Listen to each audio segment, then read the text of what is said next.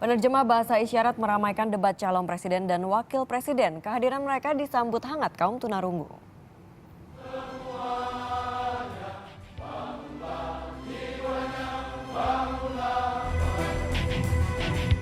Ada penampilan berbeda yang terpampang di layar televisi sejak debat pemilihan presiden sesi kedua dilaksanakan.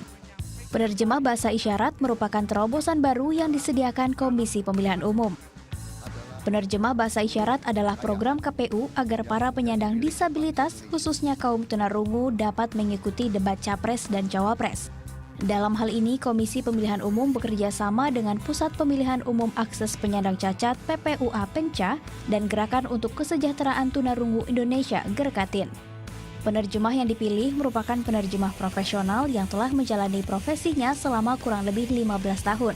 Memang sebelum kegiatan dilakukan, mereka diambil sumpah untuk bisa menjalankan tugasnya sesuai dengan kode etik dan juga prinsip-prinsip penyelenggaraan pemilu yang demokratis. Jadi tidak ada keberpihakan. Para penerjemah bahasa isyarat dalam debat Capres dan Cawapres mengalami beberapa kendala saat bertugas. Ini karena mereka harus tetap netral dan tetap fokus di tengah hiruk-pikuk suasana di belakang panggung.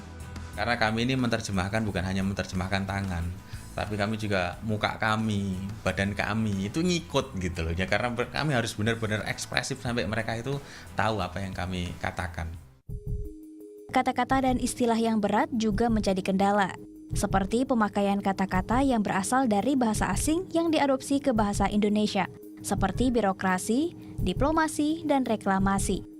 Satu tim penerjemah dalam debat Capres-Cawapres terdiri dari penerjemah, tandem, dan seorang guru tunarungu.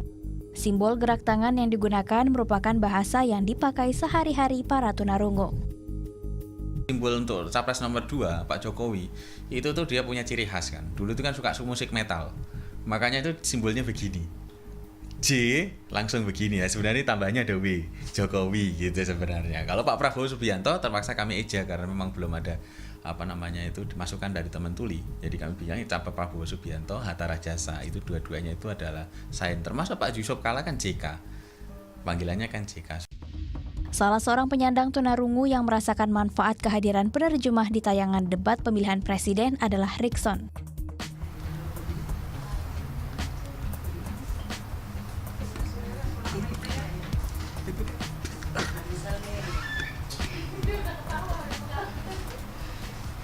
Pertama saya melihat di TV ada penerjemah saat debat Capres, tetapi penerjemahnya sangat kecil, jadi tidak jelas. Lebih baik kalau lebih besar, jadi nangkepnya lebih jelas lagi. Para penyandang tunarungu lainnya pun sependapat dengan Rickson. Mereka berharap agar penyelenggara memberikan tempat yang lebih besar di layar televisi untuk para penerjemah. Sebetulnya yang kedua lebih besar sedikit dari yang pertama, mudah-mudahan yang ketiga dan keempat lebih besar lagi.